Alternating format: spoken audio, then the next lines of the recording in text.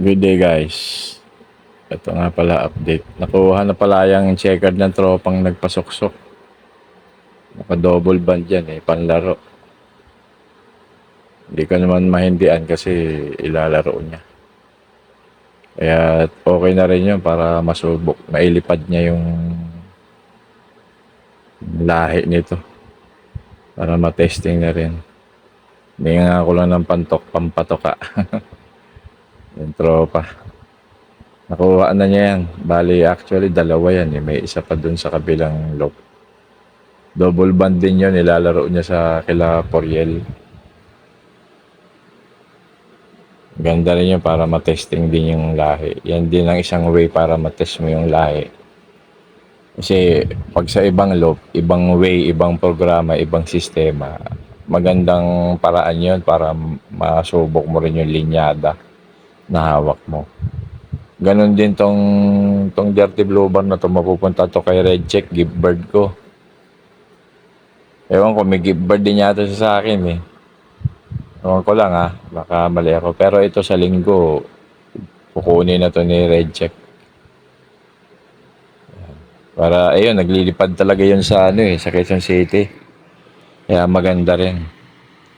Ayun, maganda rin ang sistema noon. Kaya mapunta sa ibang kamay yung ibon natin. Masusubok din kung ano maging resulta. Kaya thankful din tayo. Give and take lang. Kaya Red Check ito, yan ang ibon mo yan, Dirty Blue Bar. Yung checkered, wala na yan, nakuha na yan nung last 2 days na pinuha na. Kasi sarado, na rin yan, ituyo na yung pakpak niya, meaning wala na, sarado na yung yung ilalim ng pakpak niya. Buo na yung feathers, kaya baka dito pa bumatcher. Kaya ito, tumutuka na rin ito Tumutuka na rin ito. Kaya, one way or the other, isang way kasi yon yung gift bird, yan.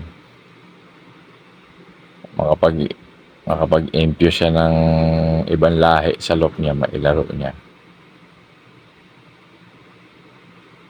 Ayan din ang isang way para matest yung linyada.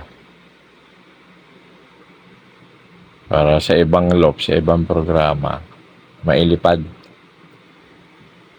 Panlipad talaga yon yung checkered. Tsaka ito ewan ko kung anong nasa naka-red check na kung gagawin niyang stock yan or ililipad niya. Wala naman din problema sa akin.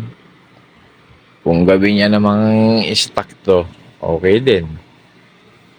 Para maparami niya. Nagkaroon siya ng bagong linyada sa loop niya.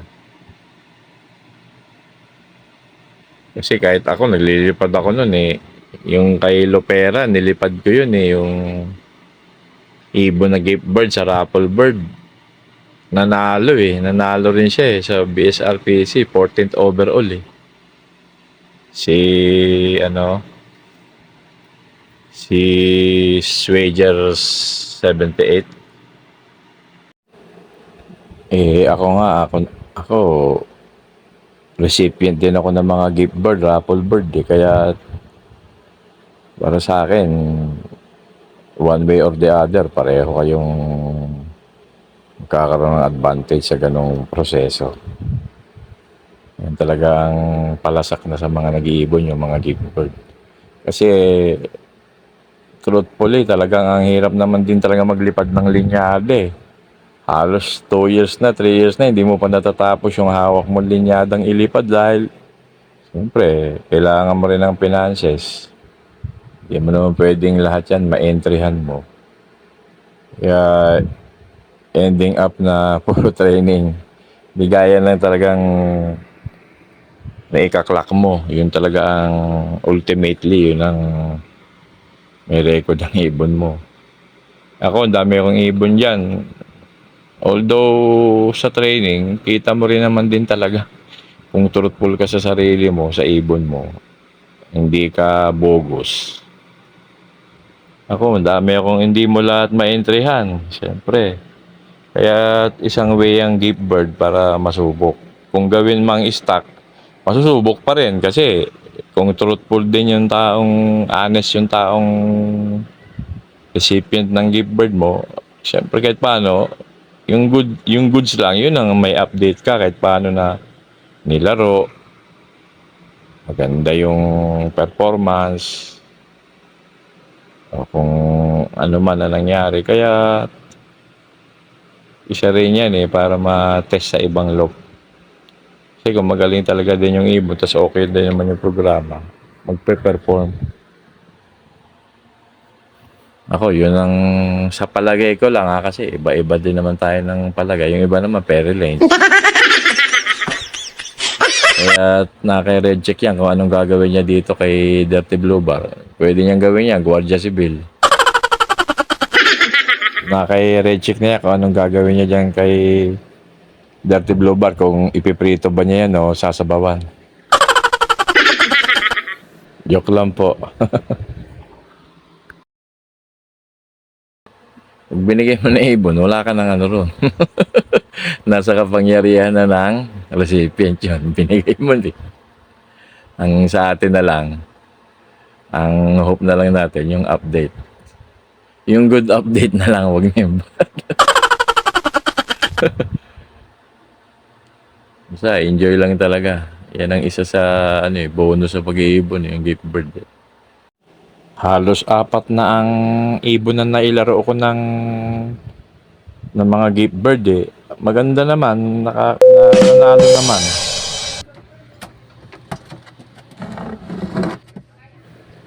Isa nga pala dito sa inakay na to, gift bird ko naman kay 4A Lop TV. Siyempre kung ano ang malaki dito, although halos pareho sila ng size, yun ang i-gift bird ko sa kanya. Yung malaki ang kanya, sa akin yung maliit. Sacrifice na lang ako. Para tag-iisa kami. Ayan o. Ang healthy nga Ano yan? Gift bird yan. May pedigree yan. With peds yan. Para matuwa naman yung receiver natin. May peds yan para alam niya yung sa nag-originate yung tsaka yung lahi ng ibon. Yan, nasa side view natin yung yan, kapatid niya yan. Kapatid niya sa tatay. Yan, nilaro ko ng south yan. Bali, ang huling hagis niyang puti na yan. Ayan naman yung nanay niya. Nanay yan. Ang huling hagis ng puti na yun, kalbayog, hindi lang nakauwi Ito naman, yung nanay niyan checkered, yan. Tapos ng training yan ng South din. Kasabayan din nung kapatid niya. Ito, ayan, kapatid din niya yan, yung puti na yan. Kasama ding hinagis ng kalbayog yan. Nakatapos ng matnog, yung kalbayog hindi na nakauwi. Kasi may after 3 week, first week, second week, walang permit ang MMFC noon. Third week, doon nagkaroon ng last lap kalbayog. Kaya may lapses. Although kasama talaga sa hindi naman ako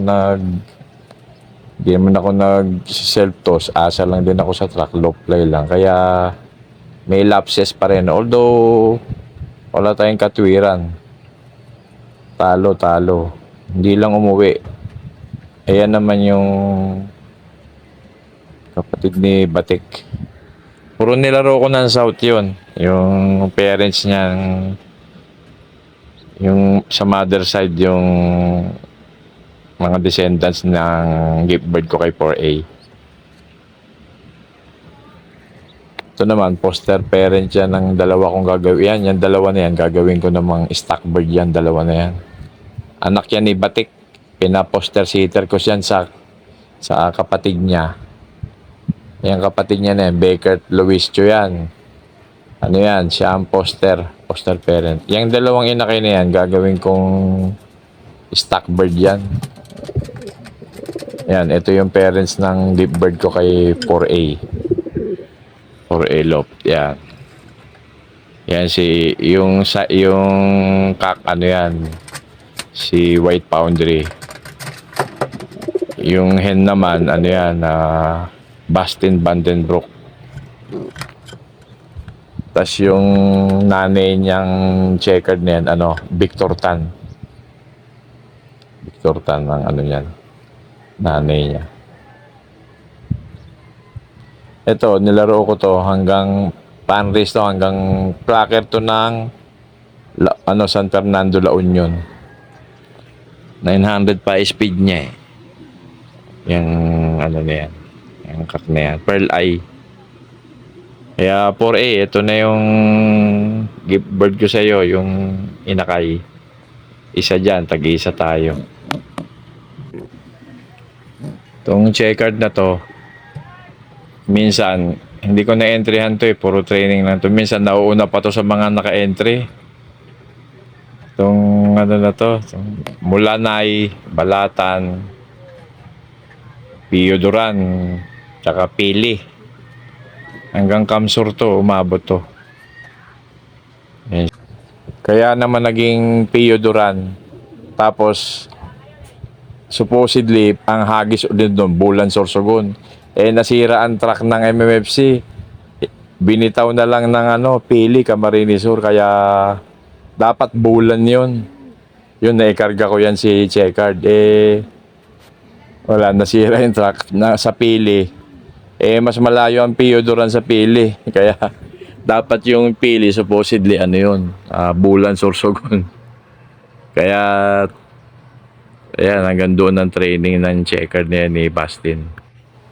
Kaya yung mga talagang lumaro ng MMFC noon, affiliated ng MMFC, alam yon yung istorya na yun na supposedly Bulan Sorsogon ng hagis. Nagloko yung truck. Mas malapit na nabitawan sa Pili, Camarines Sur. Pili, Camsur. Kaya ganun. Tapos noon, matapos ang matnog, the following week, may problema sa permit or sa truck. Tas the next coming week, pang second week, may problema sa permit. Then umabot ng third week, so 3 weeks na lapses ng ibon. Kaya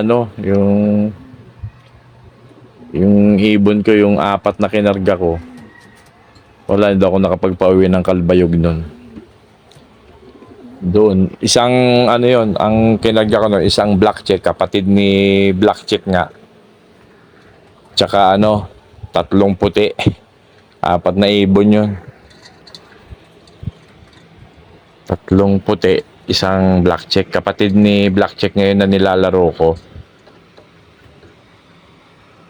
Kaya yung kapatid niya ni black check, umabot din ng Kalbayog yun eh. Hindi lang nakauwi eh. Sayang eh. Pero part of the race yun. Pag talo, talo. So, ganun na lang guys. Till next time. Thanks. God bless.